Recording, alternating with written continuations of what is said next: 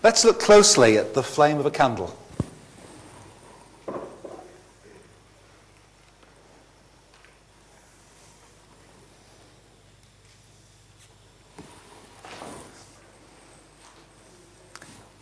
Can we get that on the screen?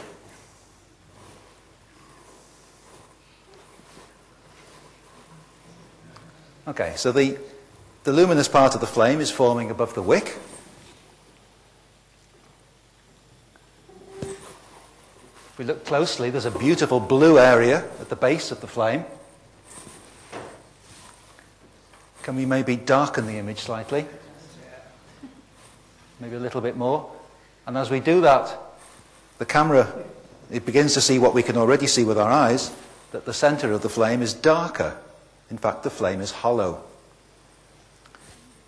We can see, I think, maybe brighten it slightly, we can see that the wick is curved and the end of the wick is projecting out to the edge of the luminous part of the flame. So we've begun to see more about the flame. A question: how does the wax from the candle get into the flame? It goes through the wick as a melted liquid, and it travels up the wick by a process of capillary attraction. And we can demonstrate that sitting at a meal table, perhaps. I like dinner table experiments. If your children do this at the meal table, of course, this is called messing about. If we do it, it is, of course, experimenting. Can we get that on there? I think everybody can see. Okay.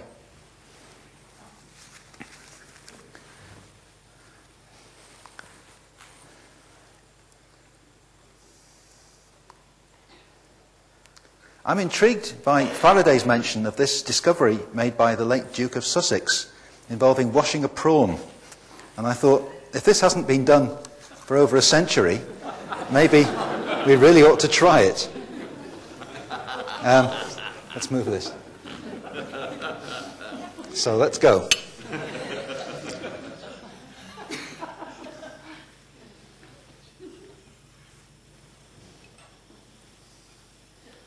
Obviously, the initial dripping has caused the water that's already in the prawn, but I think we're going to see that they continue to drip until the level of water in the glass drops sufficiently for them to stop. So that, ladies and gentlemen, is how we wash a prawn.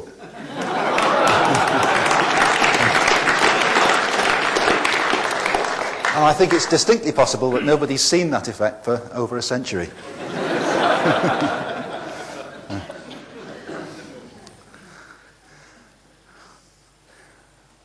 I'm not really a proper scientist. I have to confess that to you tonight. My work involves engaging young people's minds with real natural phenomena. And somebody asked me earlier this evening, over a drink, how one tells what will appeal to young people and what will not. And that's a really interesting question. And really, it's what I've been devoting my working life to for quite a number of years now. And I like to think that the flame that we've just lit here, literally, is a nice metaphor for the lighting of the flame in young minds. And I want to show you, as well as showing you natural phenomena, physical phenomena, I want to show you some examples of young people actually interacting with natural phenomena in a way that is palpably like a flame being lit. I'd like to show you a short video clip taken a long time ago, in 1992, in a science centre which I designed in Liverpool.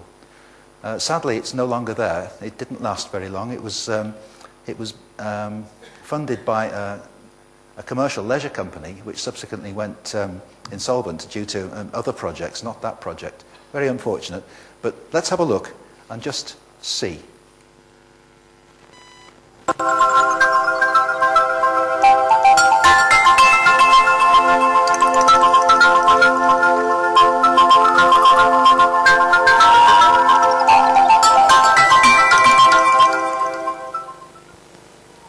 Explorations is a hands-on science centre. Nobody says don't touch. It features interactive exhibits, things that are simple but carefully designed.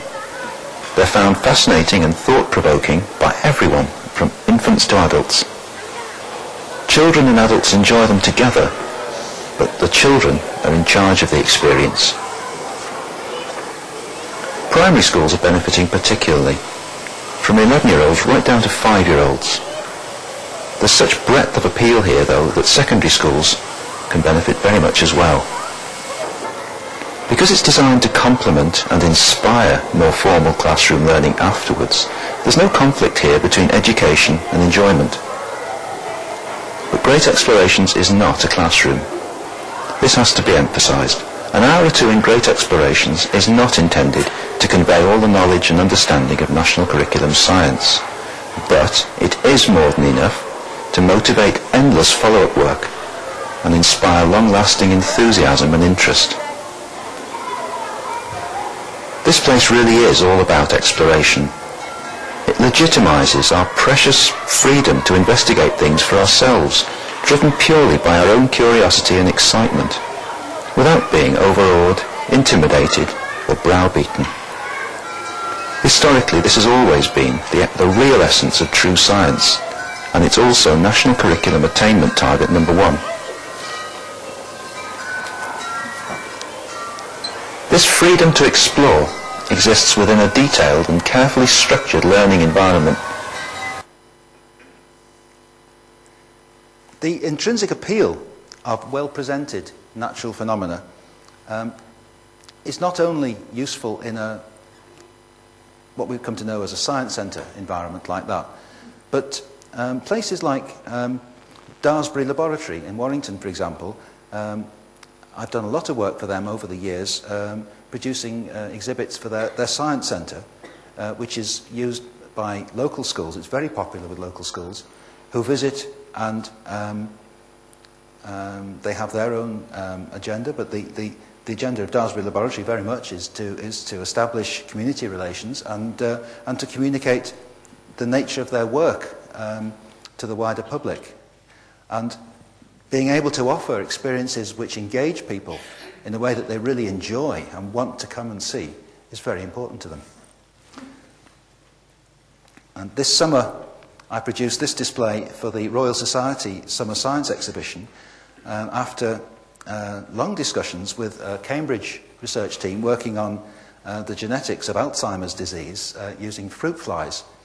And this was a subject that they wanted to communicate to a very mixed audience with quite a lot of young people, family groups, school groups, as well as professional scientists, in a way that engaged and appealed and informed.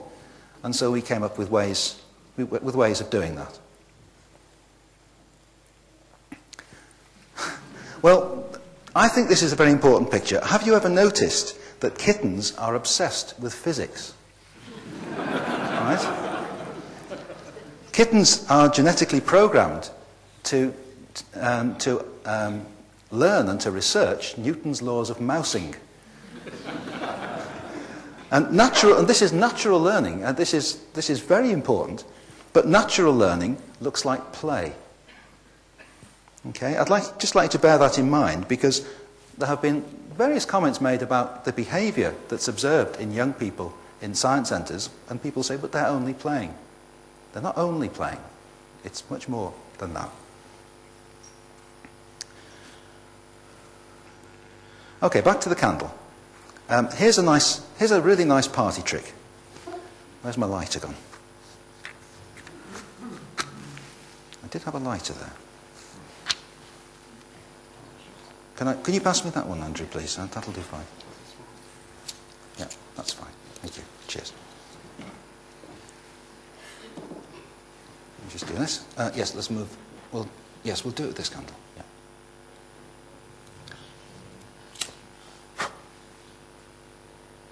Did you see that?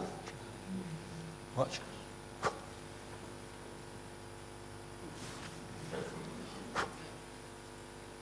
I can only do this so often because as the wax cools, it's giving off less of that dense, white, inflammable vapor. But that's a nice trick. And in order to do it, we have to be quick and ready, as Faraday said, because if we don't ignite the flame at just the right moment, we miss our opportunity.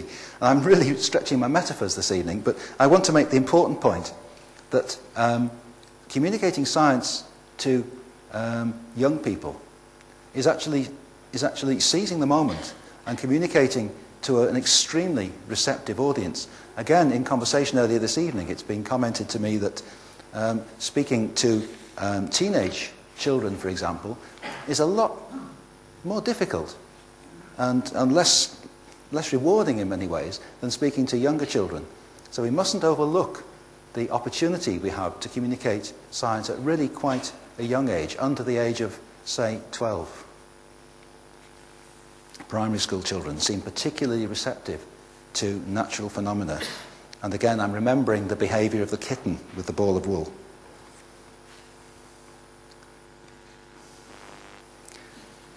This is, exploding custard is something I've become trapped in performing. It's my children's science show, my kitchen table science experiments, which I originally developed back in 1990, I think it was, for the Edinburgh Science Festival. I suggested to them that maybe they could do something which was a little more informal, a little more likely to attract wider age ranges. And they said, well, what would you call it? And I said, well, I had this vague idea that corn flour could be made to flash. And I said, well, maybe exploding custard. And they said, well, come back next year and do it. So I then had to figure out, I had to prepare a show and do it. And I was quite nervous for the first couple of years, but it was, I've been doing it ever since, and audiences won't let me stop. It's very, very popular.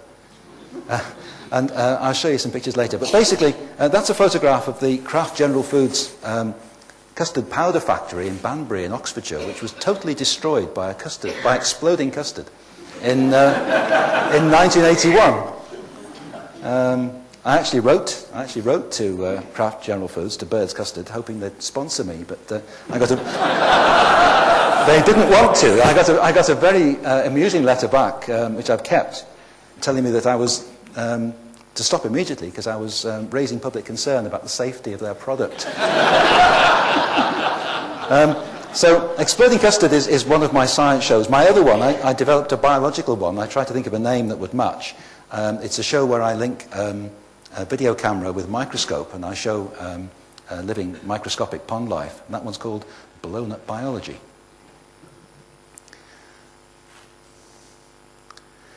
And this is what an audience can look like. This is a scary audience. I'm quite relieved that you're not quite such a scary audience as I feared, actually, tonight. But this is a Swiss audience, and last summer I was invited by Remo Bezio, the director of the excellent science centre in Winterthur in Switzerland, to go there for over a week and do 2 shows a day of my exploding custard show, or Der Exploder and Der Pudding, as it was called.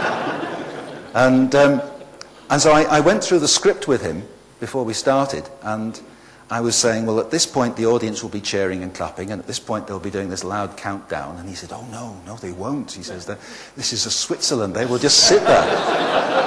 And I began to think, well, I'm going to have to, really adapt to my audience, and I do like a challenge.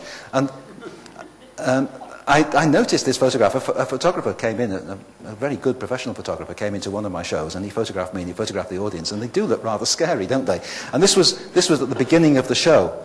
So I used various techniques to try and win them over and loosen them up a little bit.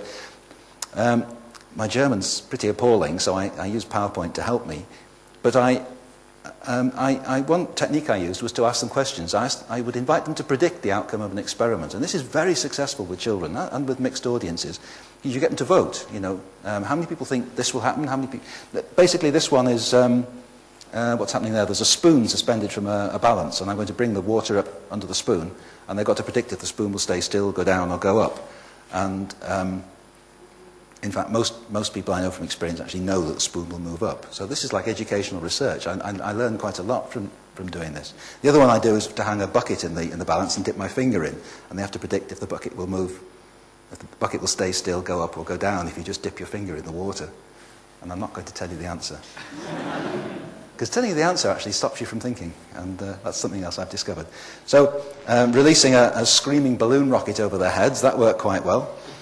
But then, and of course I'm talking about the forces involved and what's actually happening there in terms of physics, but that was with air, and then I say it's much better with water. And this is, I don't know if you're familiar with the wonderful water rocket kits which convert a 2-litre plastic bottle into a 100 miles per hour projectile. and doing this indoors is really quite scary, yes. So, but I hit on the idea of running it along a braided nylon cord attached to the wall right at the back of the lecture theatre with a big, solid, very strong foam pad. And it really did work very well in two senses. It worked very well physically, and it worked extremely well in terms of the audience's emotional reaction. So there I am pumping it up, telling the children not to stand up. And there it goes. And it's travelling at 100 miles an hour, and the audience, if you look at the photograph, it's interesting, they're all looking at the point of departure. None of them are looking at the rocket. It's going so fast. He was a good photographer. And of course it thumped into the padding at the back of the lecture theatre, then slid back down with this wonderful condensation cloud inside it, which I was able to puff out through the neck of the bottle. And just look at the audience's faces now. That's the same audience that you saw at the beginning. And if you like, this is the flame. This is the igniting of some kind of response to exposure to a really appealing physical phenomenon. And here we're preparing to explode some custard. And you'll notice that I have the same apparatus here. And I'm saying, shall I put a little bit more in? And some of them are shouting, "Ya," and some of them are shouting, "9." And the ones at the back are shouting, "Ya," and the ones at the front are shouting, "9." And I point this out to them, and then, of course, they're shouting even louder. And this is the Swiss audience that wasn't going to respond.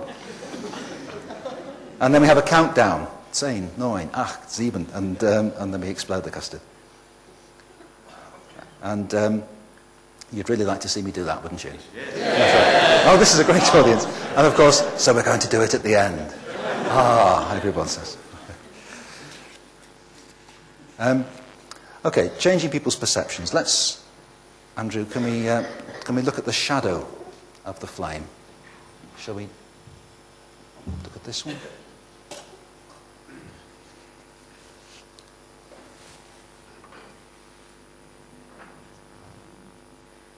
This is easier to see in bright sunlight. We need a small, a narrow light source, and of course the sun being far away has that effect. Very often, the interesting thing about seeing this sort of thing in a formal context where I'm legitimizing the experience for you, I'm saying, look, it's legitimate to look at this sort of thing and think about it. Kids will go away, adults will go away, and they'll notice things like that. If you're sitting in a warm heated room in the winter, the window's open slightly, and the sun's shining, you'll see the shadow of the warm air streaming out through the window, making patterns like that. It's interesting that the darkest part of the shadow is the brightest part of the flame. Can you see? You can see the flame in a different way. And having seen something familiar from a different angle, a different perspective, you'll never see that thing the same again afterwards. We extend our vocabulary of experiences. I'm trying to point out that not all learning consists of just the sorts of things that you need to pass the examination with. Okay, thank you, Andrew. That's brilliant.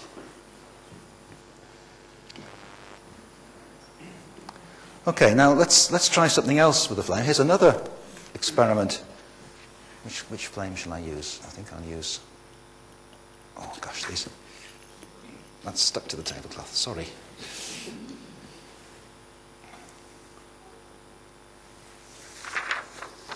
I have to be very careful. I've got a bucket of water here in case I do this wrongly. You would never, nowadays, with health and safety rules being as they are, do a show like this for kids, would you? I'm trying to show, can you see there's a ring there? Okay. Let's do it again while we're switching over. Pause and back. Yes. Can you see that? 2 eyes. Okay. Okay, and there's the real thing. I don't know whether to show it to you or to show it to the camera. Okay, so that's happened because the candle flame actually is not quite as we think. It's actually hollow. We think of that as a solid mass of luminosity, but in fact it's a hollow shell inside. It's full of gas. The outside, where it's meeting the air, it's luminous. And that's revealed that to us. So now, hopefully, again, you won't think of a candle flame in quite the same way.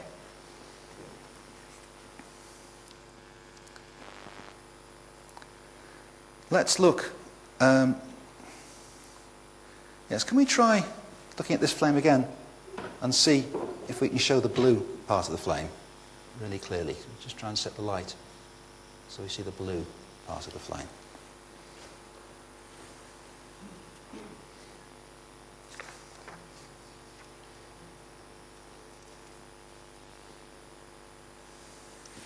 Have we got that? Yes, we can just about see that. It's interesting that the human eye, I can actually see the dark part of the flame and the blue part simultaneously, but the camera has to be adjusted to see one or the other. But next time you're sitting in front of a candle at a dinner table, look at it closely, and you will see that.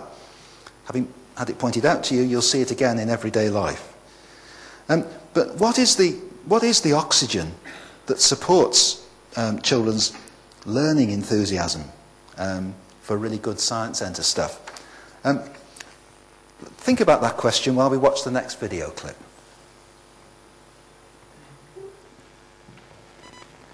Because of the motivating emphasis on exploration, there's no need for adults to feel anxious on account of any lack in their own scientific knowledge. Great Explorations simply isn't an intimidating place.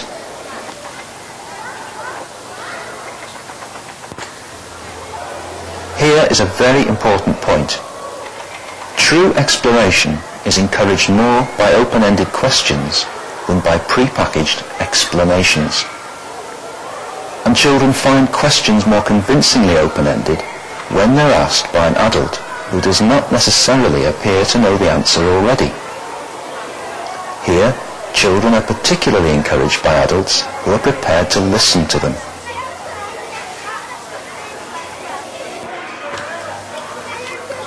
Great Explorations is clearly an opportunity to correct the masculine image of science.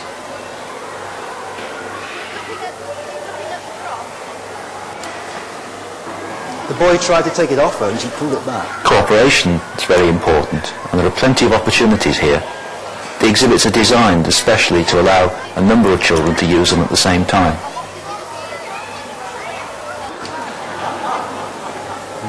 Great Explorations crew members wear distinctive blue and yellow uniforms. Just like good, supportive teachers, they share the process of discovery with the children.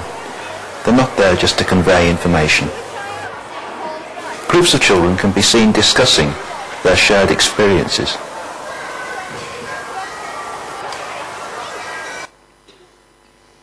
Okay, so I recorded that in 1992, a long time ago. I've done a lot more Science Centre work since then. That was one of the very first handful of Science Centres in Britain. As I say, it's sad that it's no longer there. The exhibits have recently, some of the ones that have survived, have ended up at the Kelham Island Museum in Sheffield recently. But what I was suggesting there was that exploration is a key thing. And nothing that's happened in the intervening years has changed my mind about that.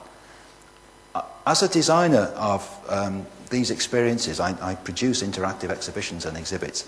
I need to get it right. There's a lot of talk about evaluation studies and so on, but really, it's an art.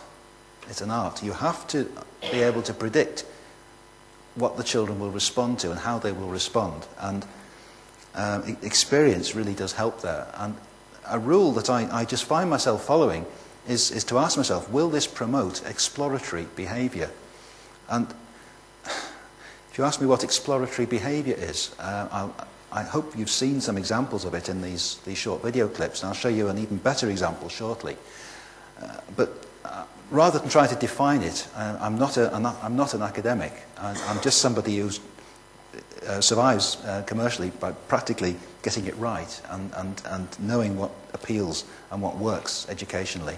And somehow there seems to be a kind of spark in a group of people where they are exploring things, they're discussing ideas, they're trying something, and you can see them thinking, and then they try something else. That kind of response, there is something very important going on. I find it very hard to define in words. Maybe it's like a new science where we haven't invented the vocabulary yet. We're at the phlogiston stage of understanding this particular flame, perhaps, this electrical fluid. But exploratory behaviour is important, and we need to provide opportunities for it. We need to give people freedom to explore these experiences, and especially importantly, we need to encourage them to explore experiences like this. These are principles that I find myself following in my work, and they seem to work. That's all I can say. We live in a culture where education is seen as being something increasingly involving sort of attainment target box ticking and examination passing and so on. And these things are clearly important, but if we can motivate people before, I have a personal saying that if I give you facts, I feed your mind for an hour. If I awaken your curiosity, you feed your own mind for the rest of your life. And this is the kind of thing which Science Centre work seems to achieve. And when it's evaluated against the standards of purely cognitive learning, very often the results can be disappointing. Okay, back to the flame. Let's see if we can get this working. This is slightly tricky. Andrew and I struggled with this earlier, but we did get it working. And it's one of Faraday's experiments, and it showed how clever he was, because when you try and do it, I'm going to try and extract some of the hot waxy vapour from the centre of the flame and draw it out through this glass tube, and if we're really lucky, maybe ignite it. Many of us have seen the textbook diagrams, but actually doing it isn't ever quite so simple. That's a little bit too high. I'm going to drop it down a little bit to there. Can you see? I can see a white vapour coming out the tube. Right. There we go. Now the next trick is going to be trying to light it. I don't know if there's enough. There isn't enough. It's not going to work, Andrew.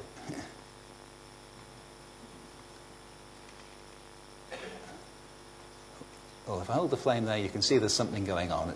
Will that do? Can you see? It's trying to burn. I'm not going to labour this, but... Okay. The flame needs fuel. And the fuel that's burning in the flame is this wax vapour. So it's actually a gas flame, in a sense.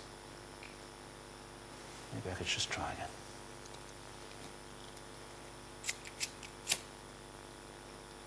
Oh, nearly. No, I'm going to give up.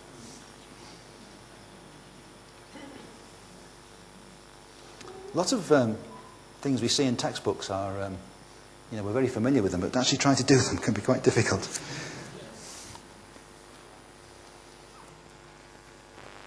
The flame needs a balanced mixture of fuel and oxygen. So let's imagine we've got an oversized wick burning an inflammable fluid, in this case white spirit.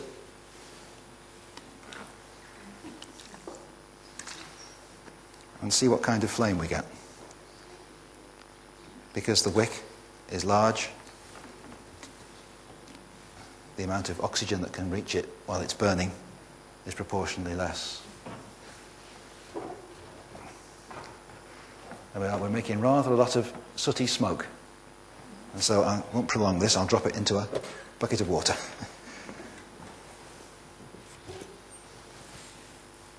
Right, now candles burning everywhere. Let's light another candle and watch the wick.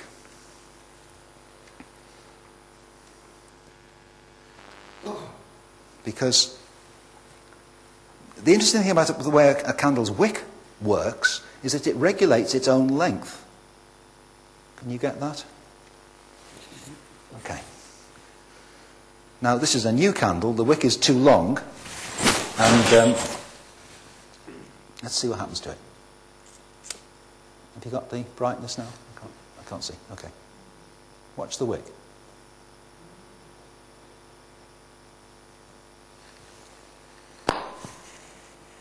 Can you see it's shortening? The exposed, oh, yes, that's it. The exposed part of the wick, exposed to the atmospheric oxygen, quickly burnt away. And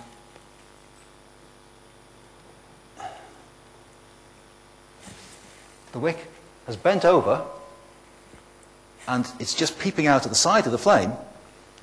The wick in the candle never seems to be vertical. It's always bending off to one side. And where it sticks out the side of the flame, it burns away.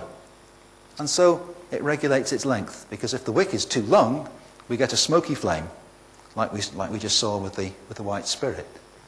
So that's an interesting thing about a candle, because very often we see sort of cartoon sort of pictures of candles, and the wick's straight in the middle, and it never is in reality. The wick is always bending out and sticking out at the side. That's not an accident. It's the way a candle works.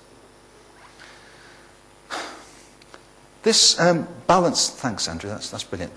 The balanced mixture of fuel and oxygen, I'm going to draw that into my metaphor as well.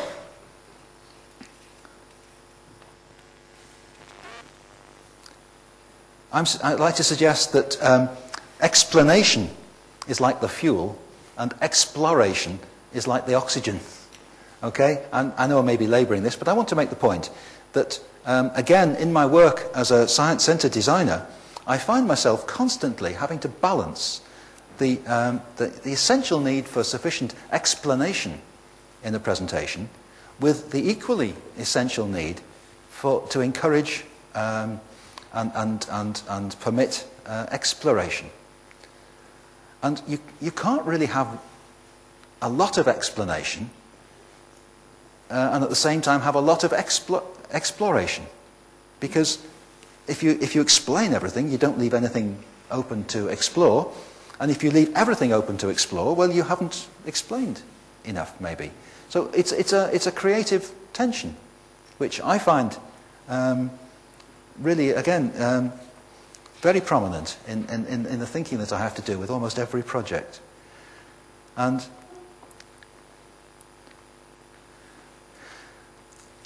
it's quite controversial, because when hands-on science first started in this country, the idea seemed to come from America, from Frank Oppenheimer's Exploratorium Science Center in San Francisco, which had been going a long time. And it was a wonderful place, and I remember the wonder of thinking, what a brilliant idea. And they were presenting phenomena directly, in a non-intimidating way, not too much explanation, all this kind of thing. No fancy design, everything was just done by ponytailed San Francisco people with, welding gear. And if you wanted to adjust an exhibit, you did it with a hacksaw, all that kind of thing. And it started off in this country like that, but it's changed. And many new science centres have moved a little bit further towards the explanatory side. And I'm just a little bit concerned about that, because I don't like the idea of dismissing old-fashioned science centres as exploratory type science centres which just present phenomena and don't explain enough and all that kind of thing. We're constantly seeking this balance, but we mustn't explain everything. It stops people thinking, and it destroys the opportunity for exploration. I'll maybe say more about that later.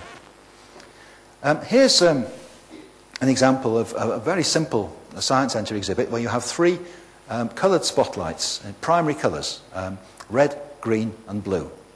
And if they're arranged in a triangular arrangement, when you look at the shadow that they cast, where the coloured lights overlap, We get some really interesting effects. We get yellow appearing for a start. Well, where's that yellow come from? I've only got red, green and blue spotlights. Well, I'll leave you to think about that.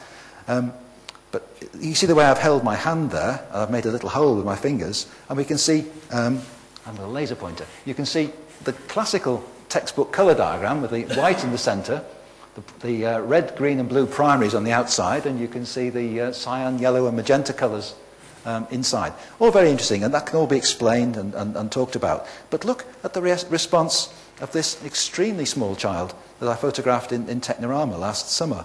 She was quite oblivious of everybody. She'd wandered away, a short distance away from her parents, and she was just in her own little world, little private world of experience and emotion.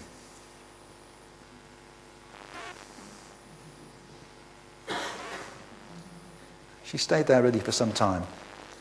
And somebody could have gone over there and said, well, she's just messing about, that she needs to have it explained to her. Well, for a start, a child that age is really going to struggle with colour theory. I mean, I struggle with colour theory, you know.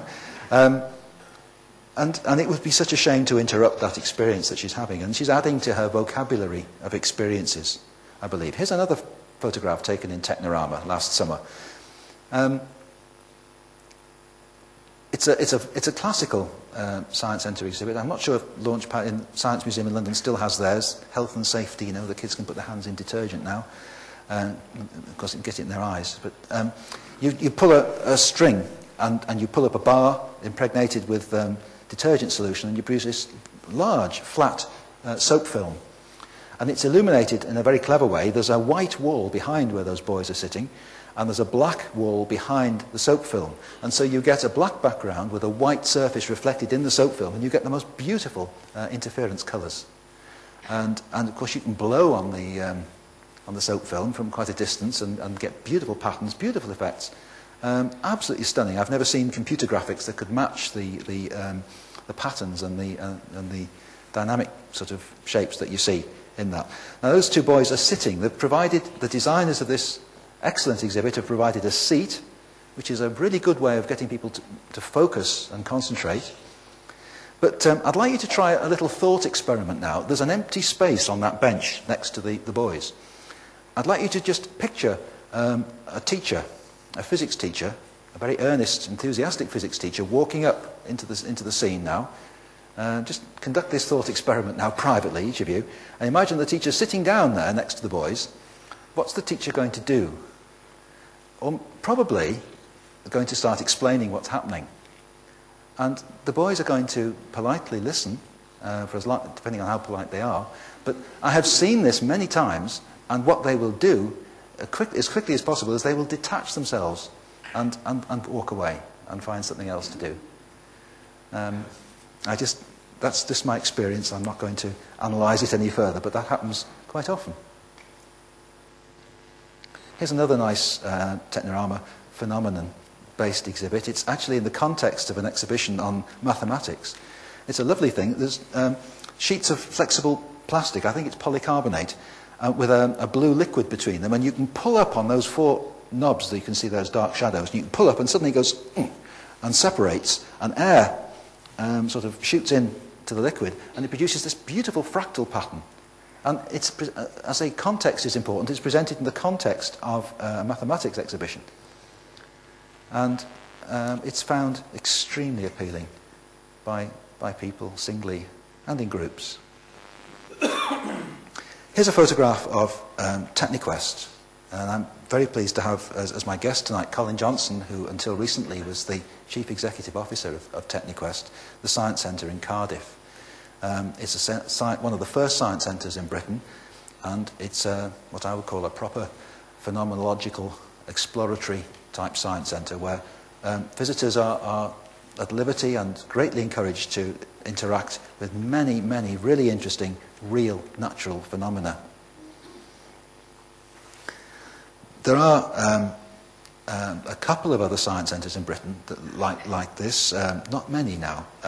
Launchpad, the original interactive gallery in the London Science Museum, is again this kind of experience. It's very interesting to go to Launchpad actually in the Science Museum because it's now in the basement of the new Welcome Wing, where above it there are galleries which are excellent, but more explanatory, I suggest, and less popular. More people in Launchpad. I don't want to get too controversial, so I'll move rapidly on. But many Millennium projects now have moved more towards the explanatory side, and I'm just a little bit concerned about that. One of the indicators of losing contact with young people is a reduction in repeat visits, and statistics are able to demonstrate this. I'm becoming increasingly interested in small projects, and I've brought with me, they're in the library, a couple of miniature, mini-interactive exhibits which I've produced. There are two on turbulence, and they're on display in the library. Maybe some of you have seen them already. And my little mini-interactives are in use all over the place now. There's some children in Hong Kong, in the British Council offices in Hong Kong playing there. They've been touring around in flight cases in Hong Kong schools. And recently I've supplied a set to the New Science Centre in Johannesburg, and there they are in use by Johannesburg teenagers. So do have a look at my mini-interactives afterwards. Again, you're engaging directly with a rather beautiful phenomenon, turbulence, and you're seeing it from two different perspectives. One, you're rolling a marble round, and the other one, you're actually rotating a dome. And the water contains fine powdered mica particles, which makes the flow visible. Okay, back to the flame. Now let's set fire to some gunpowder. Let's just stick to the candle tablecloth again. It rather amuses me that Faraday didn't actually forbid his juvenile audience from experimenting with gunpowder. He just sort of told them to do it carefully. And times have changed. But, don't try this at home.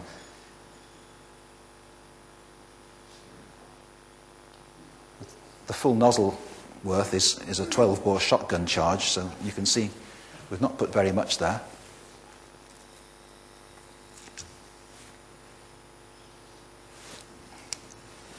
Okay. So we're going to see a flame. The brightness of this flame is largely due to the incandescent carbon particles which are going up in smoke. Here we go.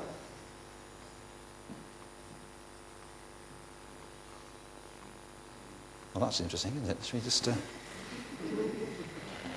I have kept my powder dry.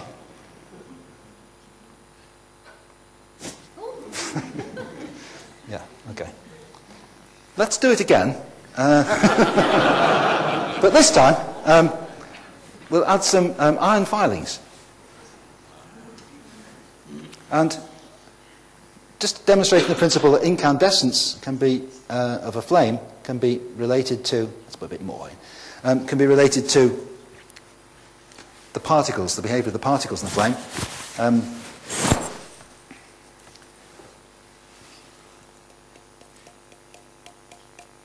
This looks very like a firework when this goes up.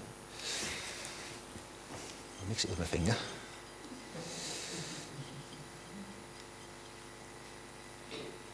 Oh, we've blown the...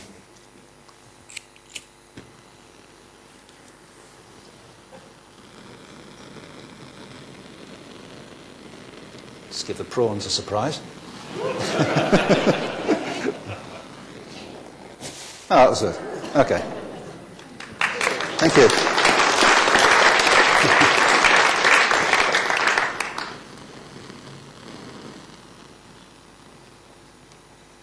I can smell burning hairs on the back of my hand as well. Right, so we've demonstrated that the point that the incandescence of the flame is related to hot particles. Going back to exploding custard, Faraday then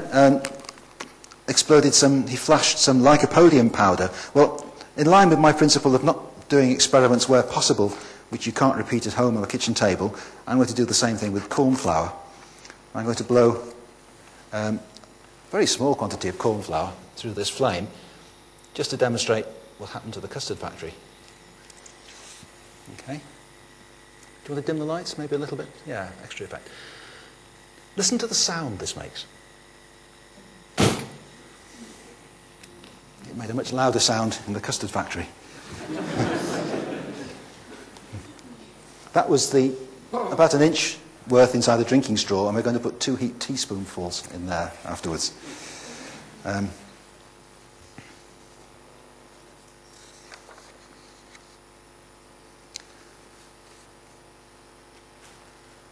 Right, well, remember when we blew the flame out before and reignited it, we saw white smoke. Let's do this again, and this time I'm going to raise the height of the tube a little bit and see if we can show you black smoke. Oh, wrong one. I'm doing.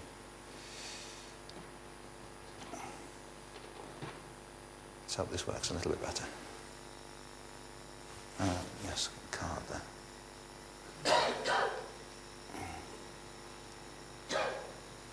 I need to turn this round. Ooh.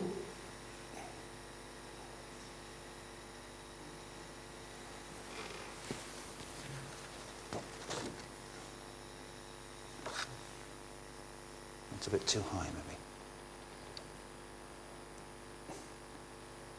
It's hard enough doing this without 300 people watching you, of course. Yeah. There it goes.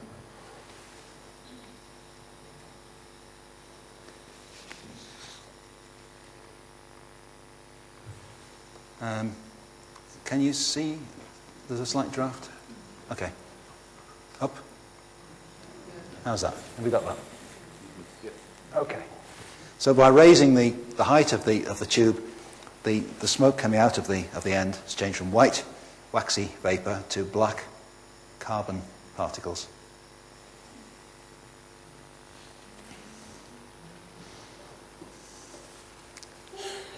And another party trick is to do this. Now, if I spread my fingers and move them across the flame, I can do it fairly slowly because it looks slow, because each finger is passing across the flame only just for a moment. But let's see.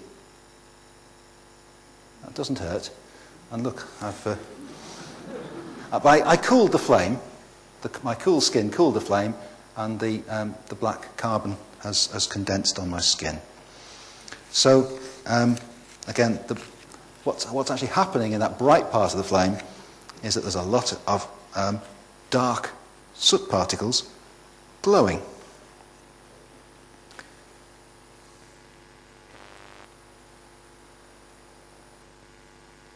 To catch up with this. So the bright flames contain solid particles, and really stretching my metaphors again, it's solid, real phenomena, I think, which are responsible for a great deal of the brightness of the flame that we see burning in these young people interacting in science centre type experiences. Now I'm going to show you a short video clip which I filmed in Technorama last summer, Technorama in Winterthur in Switzerland. I filmed it with a very small digital still camera, but I managed to get it taking movies, and I captured, it's very poor quality video, and I apologise for that, but it's a photograph, it's a video of another family using this exhibit, and it's a wonderful exhibit. I've never seen it anywhere else. It's the size of a snooker table, and flush with the surface is a fairly rapidly rotating stainless steel disc. It's spinning, as far as I could judge, about twice a second, and the edge of the disc is flush with the table. And on the table there's a selection of snooker balls, rings, several wooden ramps to roll things down onto the rotating disc, and there are some, you can see the child at the very back holding one of the balls, which has had a cylindrical section cut out of the middle. So it's a ball that's made into a ring, if you can picture that. It's a spherical shape with a cylindrical cutout in the middle. And you're going to see, I'm going to show you this video clip twice actually, because I think there's so much to watch in it.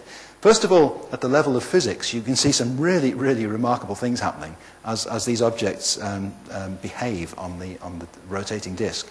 But on a completely different level, you can see some extremely remarkable things happening, I think, with the family that's interacting with it. So I'm going to show the clip twice. Here we go.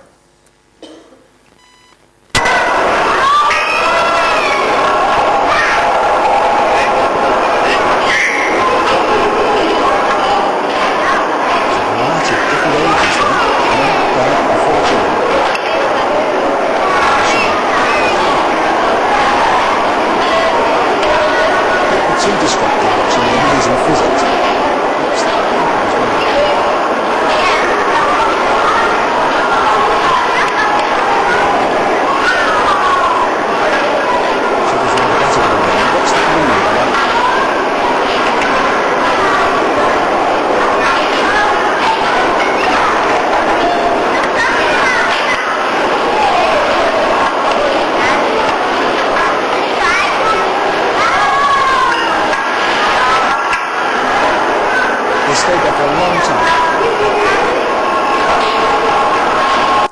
This is very much at the heart of what I'm really wanting to show tonight, is this phenomenon. Because what is happening there? There's something, I believe, educationally very precious happening there, but I don't understand what it is. I'm unable to analyse it.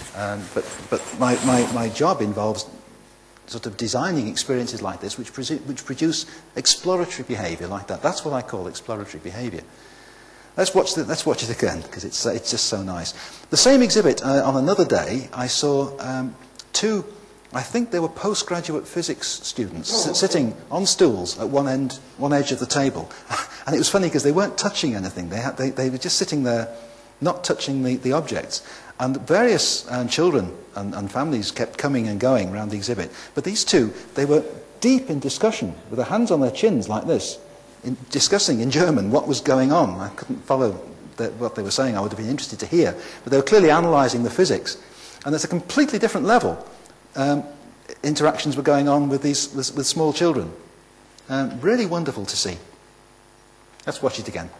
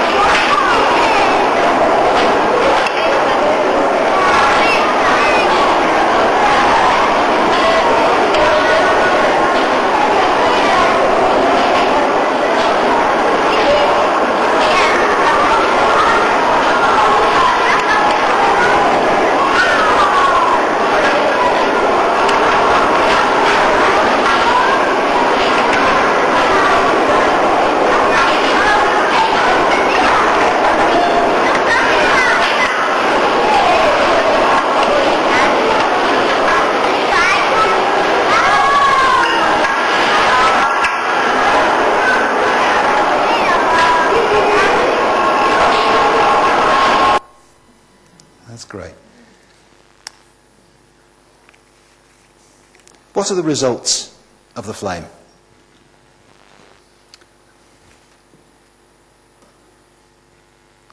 Water. Let's where are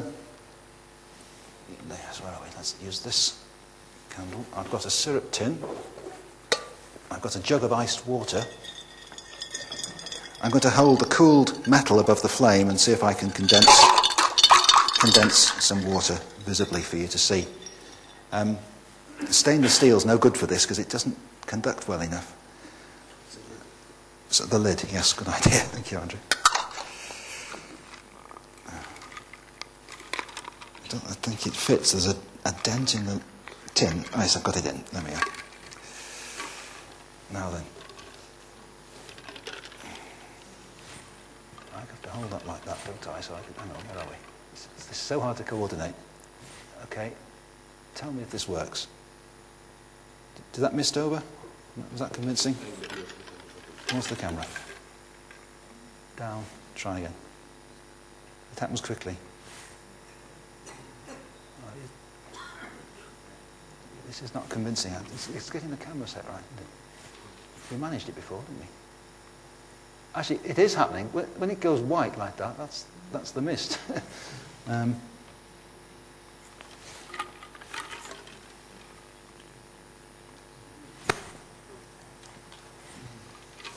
tell you what, I'll angle it towards the audience. I think part of the problem is we did it before without iced water and it worked better. Can you see that misting over? Did you see that? Okay. I'm sorry if you don't see this. This is... Yes? Was that convincing? Okay, right. I won't labour it.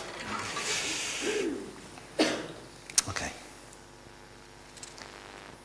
And there's a change in the gases above the candle as well.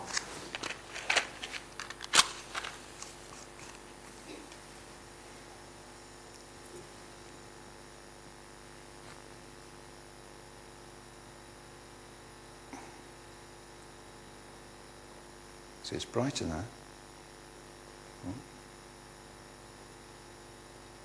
Yes, there we go. That's slightly more convincing. We're getting carbon dioxide and water. So basically, above the flame, we've got soda water. The products of combustion. What results from the flame that I've been talking about in these people's minds? Well, attitude changes are taking place. They're seeing science in a different way. They may be deciding that they like science. The experience that they're enjoying is presented in the context of a scientific exhibition. You know, because we have an educational culture that doesn't necessarily emphasise as a necessary objective that children afterwards should decide that they like science, and that's important. They're seeing things which they will regard as legitimate to experiment with afterwards. That it won't just be messing about; it is actually experimenting, or it can be. I'm not the person, I'm not the academic to really analyse this, but I know that there are benefits there, and I just present the phenomenon to you for your consideration, and maybe for you to reflect on what benefits might be taking place in this encounter that we've looked at. Some benefits are delayed action, like a slow-burning fuse. A good example of this, I think, is the ray table. This is a very classical, very standard science centre exhibit where basically you project streaks of light, sometimes coloured light, across a white table, and you provide various lenses and prisms and mirrors and so on to interact with the beams of light and make them behave in different ways. A very appealing exhibit. It gets very interested, well-engaged groups of people around it, discussing and trying different things, exploratory behaviour again, and then they go away and think no more about it, perhaps. Years later, if they're children, they'll have their first optics lesson, where a teacher suddenly just draws mysterious boat-shaped objects on the blackboard. I can distinctly remember the first time a science teacher drew a boat on the screen and told me it was a lens. I could just see a boat, you know. I wasn't thinking in terms of a solid object. And seeing chalk lines representing light rays. Well, light doesn't look like a chalk line unless you've seen that experiment, unless you have that among your vocabulary of experiences. And that is so hard to demonstrate as a benefit, but I'm sure it must be real. Okay, many of the most valuable benefits involve attitude changes, curiosity, self-confidence, motivation to learn. Children remember these experiences, real experiences on which teachers can build. Okay. I'm sure everyone's aware of this plaque in the entrance to the Royal Institution, commemorating possibly a demonstration lecture which achieved more than just communicate information and knowledge, but the inspirational dimension was important. Okay, very quickly, I'm getting a little bit tight for time. Let's quench the flame by taking away the heat, because a flame needs fuel, it needs oxygen, it also needs heat. Okay, I think. What's you going to show them first, and then I'll fill. All right. Okay. Yes, that's right. Watch this. black smoke coming above the flame. Okay, I've cooled the flame. The flame can't get through the gauze. The principle of the Davy lamp, of course. Okay, now do you want to lift the camera up and down? Because now this is a really, really nice way of showing that the flame is hollow. I just have to hold this steady. Can you see it? Isn't that nice? You can see right down into the flame. It really is hollow. You didn't believe me before, did you? And now you'll never see a candle flame the same again, because now you know it's hollow. Okay, thank you. I must move on.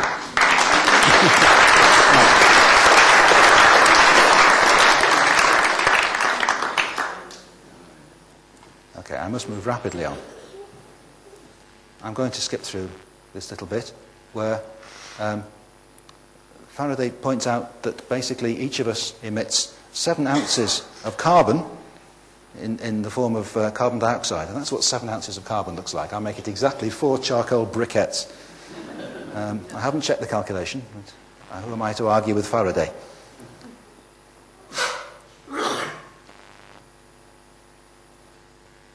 Okay, let's have a look at a really big flame. Let's experience the emotion and feel the heat.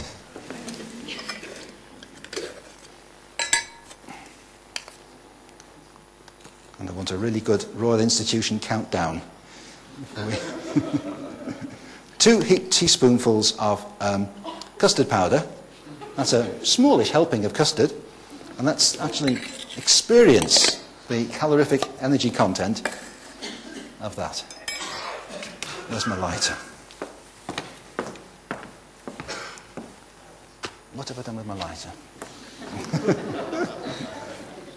Got it here. Here, thank you. Sorry.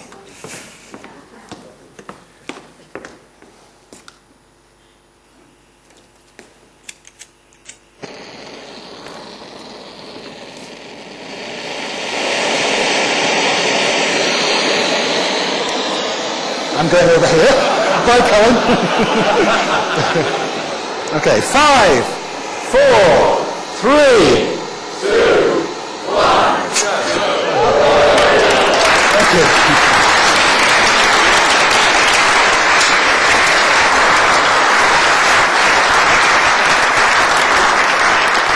Thank you very much.